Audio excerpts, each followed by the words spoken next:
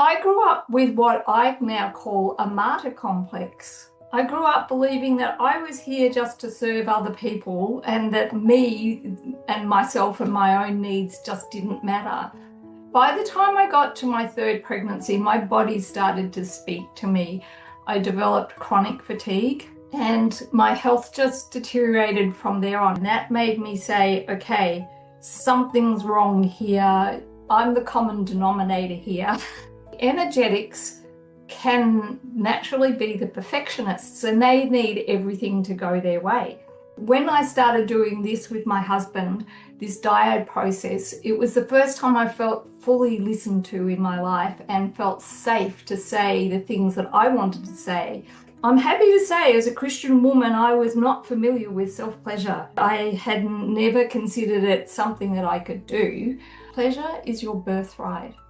Don't let people take away that from you. You need to access it for yourself.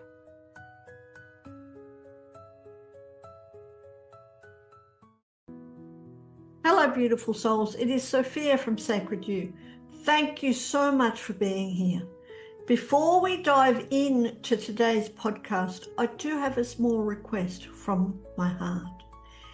If our conversations ever resonate with you or have supported you on your journey, please subscribe to our channel or like this video. It helps us grow Sacred You, welcome more powerful voices into this space, and keep you connected to everything we share. Thank you for walking this path with us. Let us begin with today's conversation.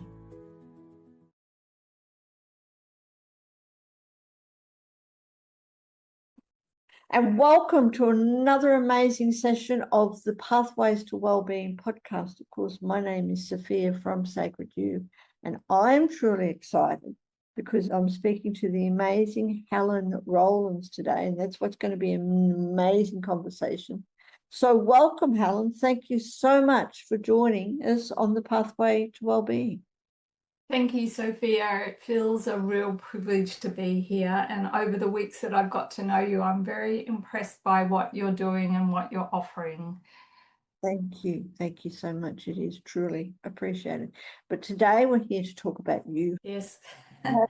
Interesting life, an interesting way of serving other women and helping other women and serving humanity, because you're an erotic blueprint coach, an accelerated evolution coach, and a Holden QiGong teacher, right? And you help other women reconnect with their bodies, which is such a needed thing in today's world. I speak to so many women who, especially in an age of technology and doingness, we've become human doings.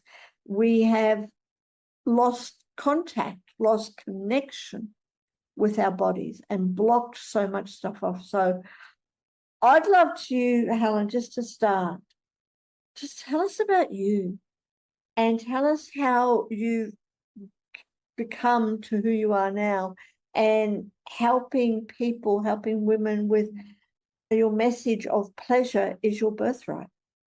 Beautiful. Thank you, Sophia. And you've really got the crux of it there. You understand totally where people are coming from.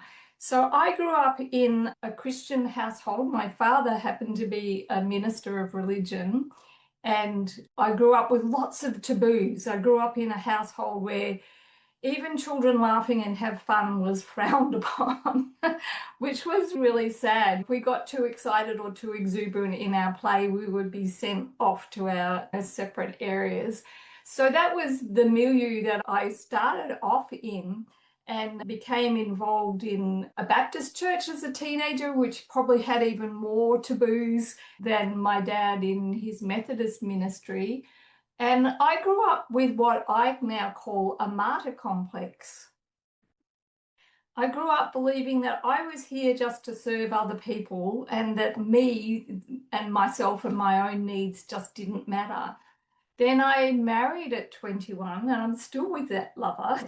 Had a very long, amazing relationship. We've known each other for about 50 years. I had 3 children in my 20s, and I just was their servant, the husband's servant, their servant. And by the time I got to my 3rd pregnancy, my body started to speak to me. I developed chronic fatigue, and my health just deteriorated from there on. I'd actually had childhood health issues, but I didn't understand that this was all this denial pattern I had about myself. So I got chronic fatigue and had a really miserable few years caring for my children. Then in my 50s, my health kept deteriorating and I was diagnosed with cancer. And that put me in the looking zone. That made me say, okay, something's wrong here. I'm the common denominator here.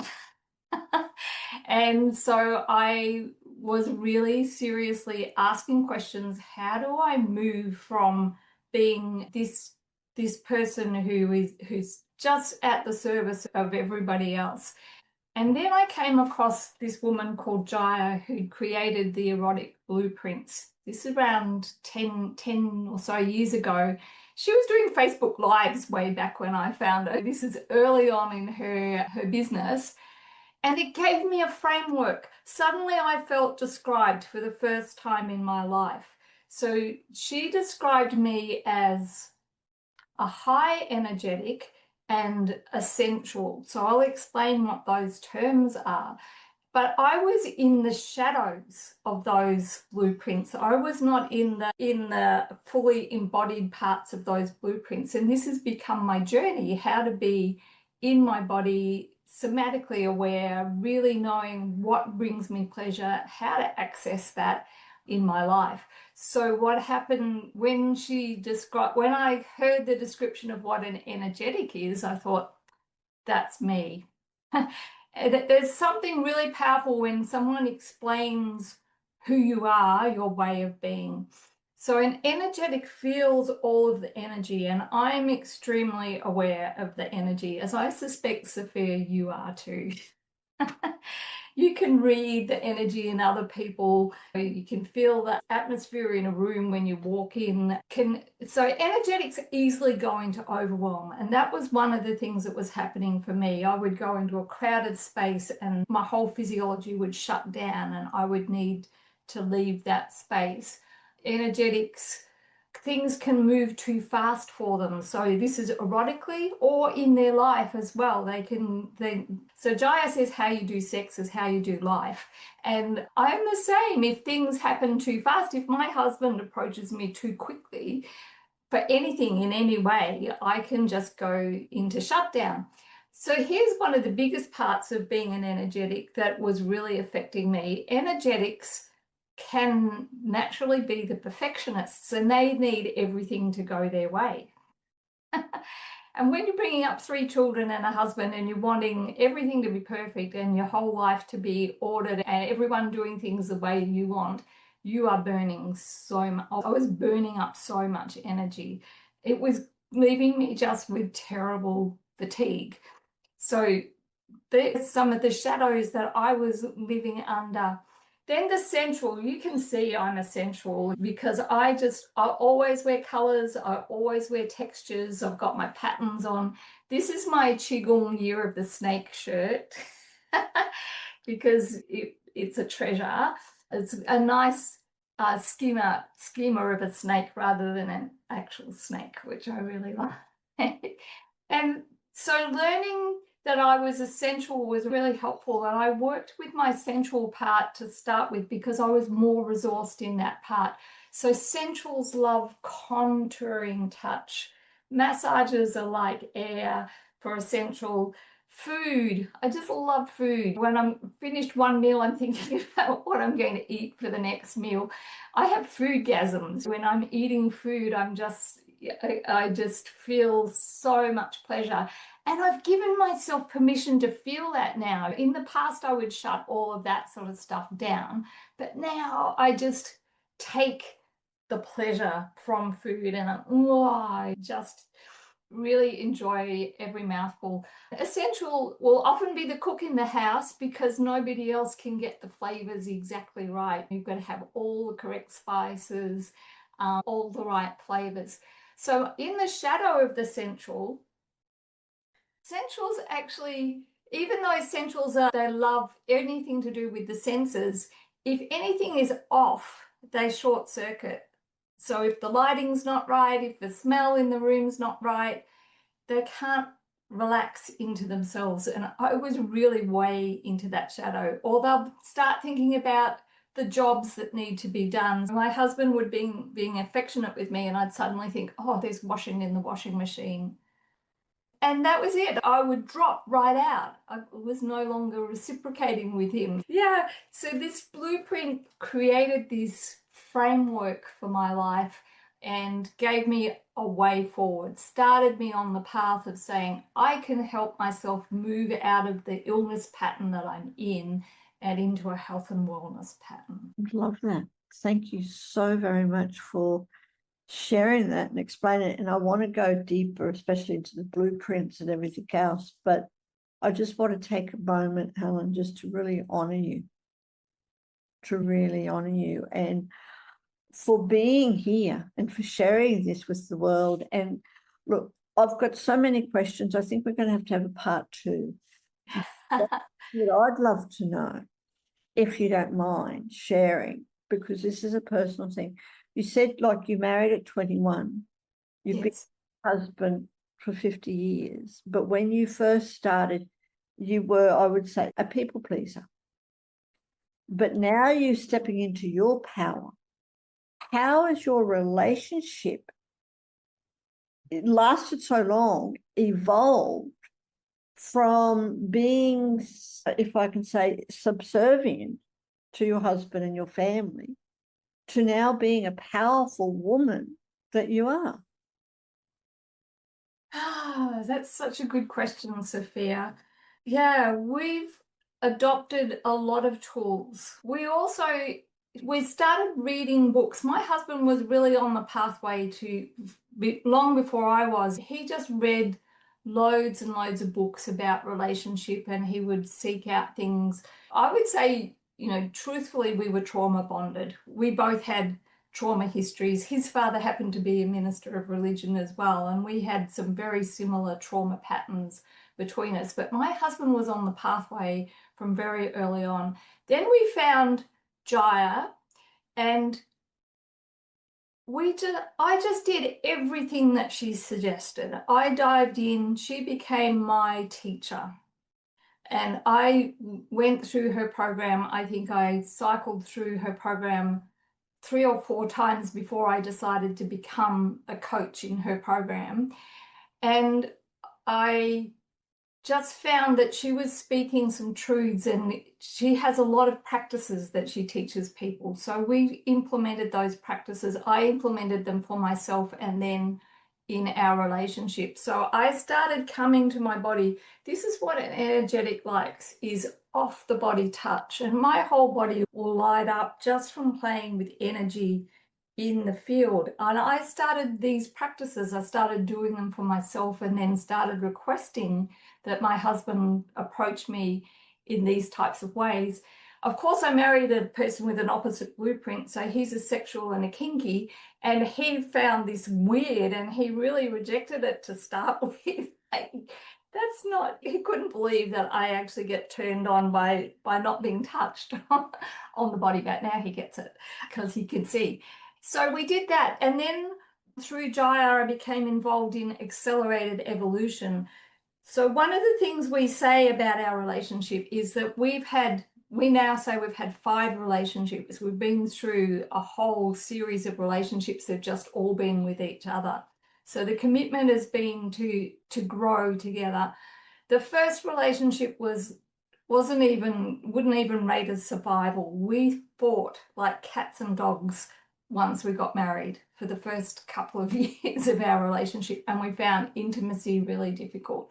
Then we went into more of a survival pattern. We started having children, and then we moved into some stability with our income coming in and just living our lives, busy lives. And we gradually started to get our act together. And now I would say our relationship is in an awakened space. And with the accelerated evolution, we have these tools for communicating. We use this process called a dyad, where there's a prompt given and the speaking partner gets to just speak to that prompt without interruption. They get to say what they want to say from their heart, and your partner just listens, and their only response is thank you. So when I started doing this with my husband, this dyad process, it was the first time I felt fully listened to in my life and felt safe to say the things that I wanted to say. So we started off with dyads. Tell me something you love about me. This created great connection. So I would say to my husband things that I loved about him, and then it would go the other way around. I would say to my husband, tell me something you love about me, and he would speak for as long as he wanted and say some things that he loved about me. We've been doing that process for quite a long time now, for about 40 minutes at a time. And we've got into dyads, tell me something about you and sex. We've done that one 8 times, maybe 40 minutes, just backwards and forwards, no interrupting, no saying, oh, I don't agree with that. None of that, just this ability to speak freely from your heart. And what the beauty of this is, as you go into time, after about 15 or 20 minutes, you start not saying what's in your head, you start saying what's in your heart. That's been a game changer, to be able to have that depth of conversation with someone that I've had a close, intimate relationship with. I met my husband 50 years ago, married him in 1979, and people are drawn to us now. Before I found Jaya, I was a person, I'd walk into a room and people would walk out, or they'd turn their back and they just didn't want to have anything to do with me. But now, do you know Gay and Katie Hendricks? They're an amazing couple. One of the things Gay said was, people find us in the room because we're laughing. It's your energy. Yeah, yeah. And I thought that is beautiful. They've always been the guide. They're a little bit older than us, so they've been a guiding light. How can we be more like Gay and Katie Hendricks? Yeah, but how is it to be found in a room because you're the one who's laughing? Yeah. And like I said, it's your whole energy, it's your vibration. You've let go of all those blocks that hold us back. Exactly. Yeah. Who you are, Helen. And Yeah. I'm too. And that's why people are drawn to you, because you're not hiding anything. There's no masks. Yes, exactly. Yeah. And I'd love to know, Helen, from your experience with working with other women and everything else, women, as a generalization, so many women stay stuck in unsatisfying relationship patterns, whether it's Yeah. whether it's just the whole thing. Even when they really want something deeper and more connection. But why do they do that? Why do women allow themselves to stay in unsatisfying relationships? I think the deep answer to that is that it's their own patterns. And until they are prepared to take a really good look at their own patterns and free themselves from them, they're going to keep generating the same thing. I worked with a woman, she has a following of over 2,000 women on Facebook, and I was in her community, and she decided to coach with me. She'd had 3 significant relationships and they'd all ended much the same way. We did this work, we did the really deep dive into her patterns, and we released some of the trauma patterns that she'd had from the past.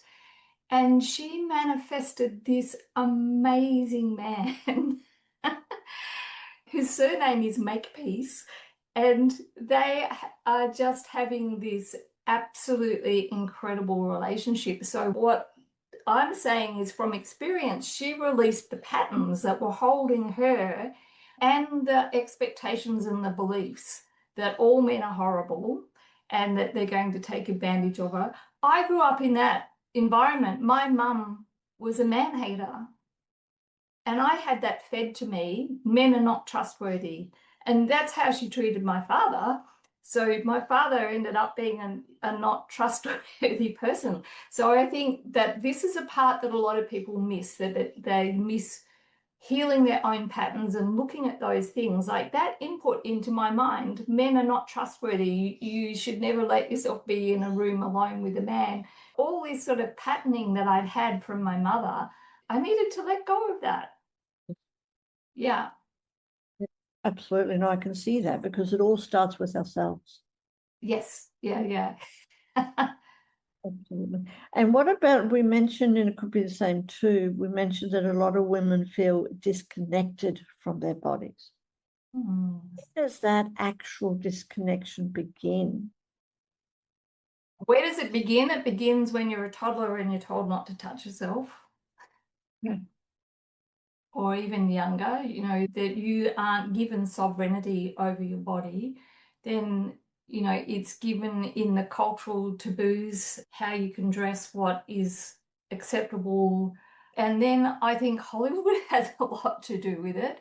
Hollywood sex scenes, they stereotype things and they make the love scene lasts a minute and a half from when they're at the door and then they're on the bed and they're gasping. That it's not the reality.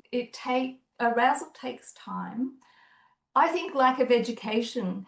So one of the things that many women don't know is that it takes a few things. Women have as much erectile tissue as men. And it takes a woman up to 45 minutes to reach full engorgement, and that's when the pleasure actually starts. And I've had very few clients who've ever had an erotic experience that's as long as 45 minutes. The male, most men can become fully engorged in minutes. They have a whole different setup and they have a different imperative. Women's imperative, their biological imperative, is to protect themselves and to only allow in something or someone when they feel completely safe.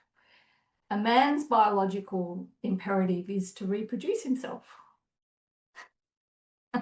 So there's the long historical side as well of not wanting to have too many pregnancies. We have pregnancy protections these days, but that's still there. It's only in the it's not even 100 years that we've had contraception like we have today. In the 1950s, the 1960s, it was banned. It was considered really, not that I'm an advocate for the pill. I don't want to say that at all. There are other ways of people controlling their fertility. But if you think that those things were only available to women, say, freely in the 1980s and 90s, that's a very short history.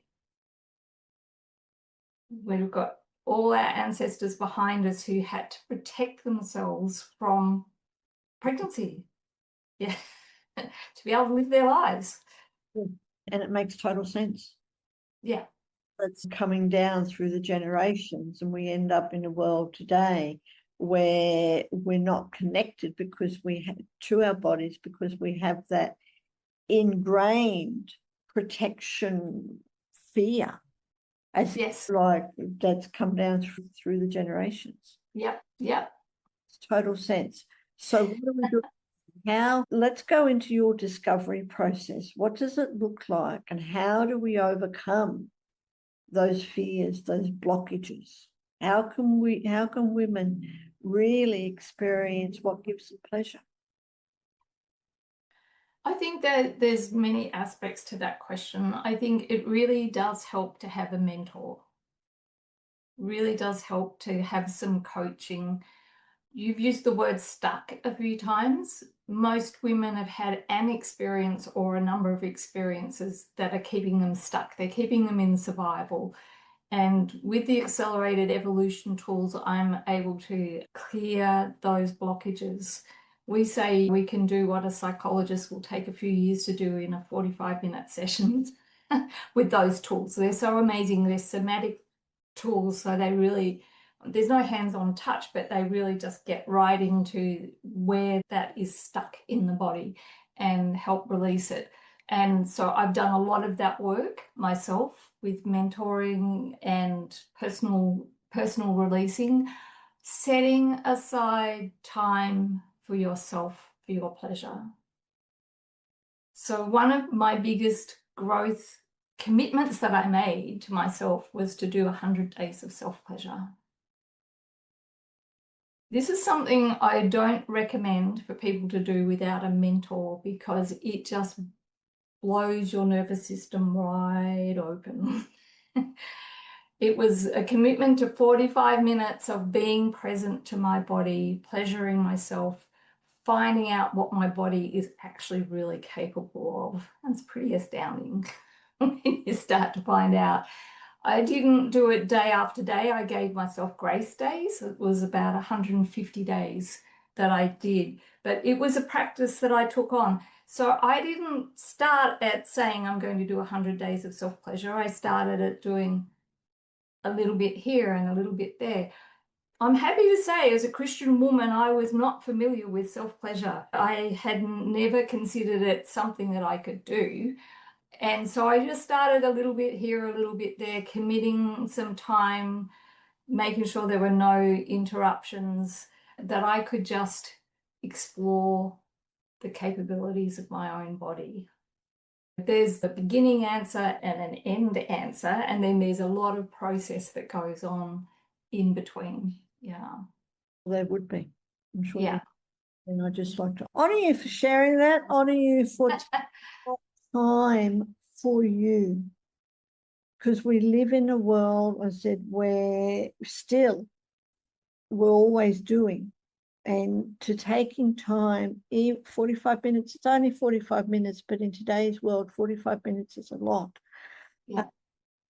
To honoring yourself and pleasuring yourself in whatever way that may be. That's right. Yeah. And it's taking off that Hollywood way that it has to be this way. There's lots to explore. Your body enjoys lots of different things. Yes. Yeah. Yeah, thoroughly. Now, you definitely help people with this. You've got your erotic blueprint coaching and your accelerated evolution coaching. Is that online? Can people connect with you from all over? Sure. Yeah. Yeah. I work globally. Yes. I find Zoom works really well for this work. If someone's local, they can come to me. I'm on the Gold Coast in Australia. But yes, I've found that it works well. I've coached people in New York, in in California, or New Zealand. It's just matching up a time. In fact, it works well for people in America because they can work with me after work during my daytime. Yeah, and because I work in such a delicate area, I like my clients to commit to a minimum of 6 months work with me. Yeah, we need to work gently and carefully. What we're doing is we're helping people expand their nervous system, expand their capacity. And we have to do that slowly and gently, especially for people who are energetics. So what we find is people will expand and they'll hit a bit of a barrier and there'll be a little bit of contraction, and it's helping them navigate the contraction that's really the important part so that they can go into the next expansion. A lot of people have the habit when they hit that contraction that they give up. Yes. It feels too hard. And if they don't commit to a full program, they'll give up at that point. It's like, why am I doing this? This just isn't, it's not working. Is the sense that the default sense that you have when you go into that bit of contraction. So I like to work with people over an extended period of time, helping them to fully understand the blueprint framework, fully dive into who they are, to own themselves. This woman that I spoke about before, it was that ownership of herself and what she really wanted that meant that when she manifested the man walking along the beach, Mr. Makepeace, yeah, it was just like a match made in heaven because she was vibrating at a whole new frequency. Yeah, yeah, yes, there you go. So that's my answer to that question, Sophia. Wherever you are listening or watching our podcast, click on the links below and reach out to Helen. Have a conversation because you do offer a complimentary coaching session. I do, yes. Yeah. There you are. Do this for yourself. Yes. You, Helen. I'd love to know just a little bit, just going back a little bit, what are some signs that a woman may be operating from the old wounds or unconscious intimacy patterns without even realizing it? How do women actually know? Yeah, I think your body tells you. So for me, I was manifesting illness.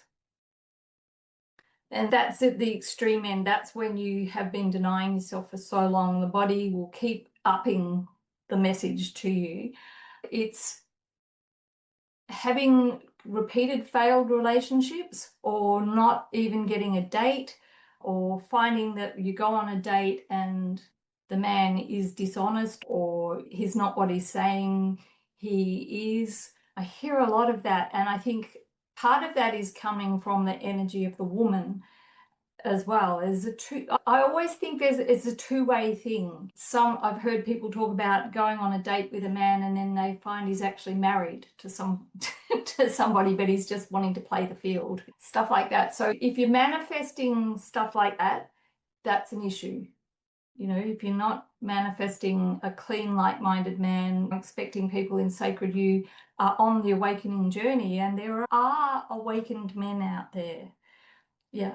My whole attitude to men shifted when I went on a Vipassana, 9 days silent retreat. Women sit on one side on their cushions, men sit on the other side on their cushions. And I could feel the energy on the male side. And I thought, that is a beautiful energy. That side was as full. There were as many men as women on the Vipassana, and it completely changed my attitude. It helped me know there are amazing men on this planet, and there's a lot of them. Yeah. So yeah, there's some of my thoughts on that. Why, yeah, women are stuck, yeah, in those patterns. It's from past experiences. Yeah. Our past experiences in this life, or as you said, generations past, that Yes. down through the birth. Yeah. Yeah. And another one I haven't mentioned is your relationship with your father. Yeah. Or your non-relationship with your father. Yeah, absent father, a man who passed away or was not available or was always working or was overseas or whatever. Your relationship with your father is an important part of your journey in being able to partner with another person. Yeah. And for you now, what does embodied pleasure mean to you personally at your stage? At this stage, I just turned 68 and my body works well. So my pleasure is, I think it's an all-day experience. I start my day with doing relaxing as opposed to meditation, and I've found relaxing is really powerful. It's made my body way more open to orgasmic experiences, and orgasm I see can be an all-day experience. Like I said about foodgasms, why not really savor and enjoy your food? I do qigong, and as a pleasure thing to wake up my body, to get it to just start moving. So I've done some qigong already this morning. Yeah, it's then putting time aside during the week for my self-care, for my own pleasure. I like to have, as an energetic, I need time and space to myself. I didn't mention that bit, but that was another thing, bringing up a family, a busy household. If energetics don't get time and space to themselves, they go bananas. So I carve out some time to myself during the week where it's uninterrupted time and I can choose what I do with that time, whether it's a soak in the bath or a sauna or a time of self-pleasure. Those sort of things I find really feed me. And then making sure that I have social contact in my diary. Really important. Yeah. That's part of getting over that martyr complex too, making sure that I've got a coffee lined up with a girlfriend. In today's world where we tend to live on technology and device with our devices. Exactly. Yeah, that's really important to. Another thing that I do regularly is get out in nature. I'm very blessed that I live near the sea, but I also live near the hinterland and can go out in the bush. It really feeds me. Yeah, go hiking. Wonderful. Helen, I'd love to continue. I think you're going to have to come back for part 2. Thank you, Sophia. Before we wrap up, I'd love to know just a couple of quick questions. What is one message you would hope that every woman who's listening takes away from this conversation? Yeah, okay. So I called my business Pleasure Waves because we live in pleasure states. We can't expect to be in high pleasure all the time. We move in and out of pleasure. And my message is the name of this talk we have today, which is pleasure is your birthright. Don't let people take away that from you. But it's not about letting people take that away from you. You need to access it for yourself. Yes. Yeah, that's a story that people are taking it away from you. The truth is that you need to prioritize it. You need to access it for yourself. And I think that's been the message of our talk today. Yeah. Totally. And thank you. And it's so very true that we can prioritize it because we deserve it. Absolutely. Yeah. Women are the most gorgeous creatures on earth. This is the truth. Men watch women and women watch women because we are amazing. We're gorgeous. Yeah. On that one. Thank you. Yes. Yeah. And is there any other question that I could have asked you today, and how would you have answered? Oh, Sophia, you really just got right into the heart of what I'm talking about, and I really appreciate that. It's a beautiful journey, this life that we're on. And yeah, we're here to enjoy it. Totally agree. Yeah. It's meant to be enjoyed. Life is meant to be pleasurable, not and it is up to us, especially as women, to allow that to happen, to take the time to allow that to happen. Yeah. So there's one thought that I've had, because it's come to me a couple of times, is here am I, I'm makeup free. I have moved away from what the world says is feminine. There's a lot of toxicity. I've done a lot of study about makeup. Makeup is actually making women unwell. That's one part of it. Another part is it actually covers your light. Yes. We are radiant beings and we emit light. And so you're not showing your true self. If you cover yourself in makeup, you're not allowing your radiant light to shine. Same, our fingernails radiate light. So be radiant. That's my second message. Be radiant. Yes. Experience pleasure for yourself and be radiant. Yes. Yeah, exactly. And like I said, I want to go into it. We do have to have a part 2 because we haven't even really gone into all your blueprints. And I'm just, for anyone who is listening again, do click on those links, check out Helen's website because it is amazing. And we've got the energetic blueprint, the sensual blueprint, the sexual blueprint, the kinky blueprint, and the shapeshifter blueprint. Helen, you're going to have to come back part 2 about those blueprints. About the others, yeah, terrific. Thank you, Sophia. Wonderful. So much. And for anyone who's watching, do yourself a favor and click on those links below. Thank you. To wrap up today's episode of the Pathways to Wellbeing podcast, I would really like to thank Helen Rowlands for such an interesting and thought-provoking conversation. As Helen shared, pleasure is your birthright, and it is not something that the world can give or take away from you. It is something you must choose to access and to prioritize for yourself. Also, as Helen beautifully reminded us, You are a radiant being meant to shine, not hide. Be sure to check out Helen's coaching in Erotic Blueprints and the Accelerated Evolution Method. You will find all the details in the links below, including how to connect with her and begin your own journey towards embodied pleasure and transformation. At Sacred You, we are committed to creating a space where women from all over the world can support, uplift, and empower each other. Visit our website and check out all our upcoming events, workshops, and community offerings, as well as our Soul Seeker quiz.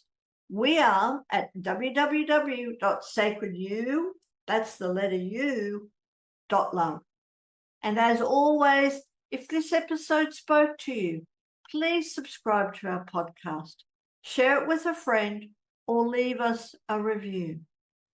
As Helen shared, true transformation begins when you reconnect with your body and release those patterns that have kept you stuck.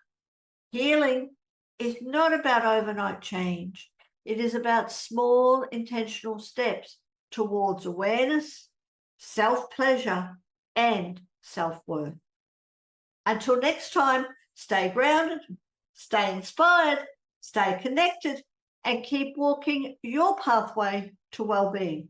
From our heart to yours, thank you.